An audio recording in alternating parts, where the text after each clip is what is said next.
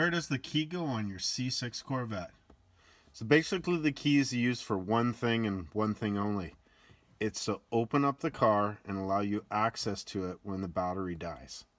So basically what you're going to do is you're going to pull the key out when your battery's dead and you can't open the door because your key fob's gone, and you're going to walk around to the trunk and you're going to insert it underneath the trunk lid, which I'll show you right where it is right now. It's right here. It's just above the license plate. And you insert the key, you turn it, the trunk will pop open,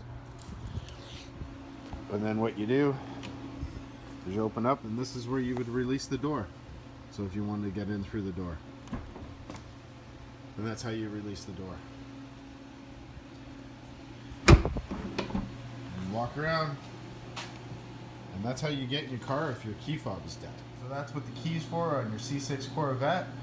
Please like and share my videos. Take a look around my channel. There's lots more helpful videos for you. Okay, take care.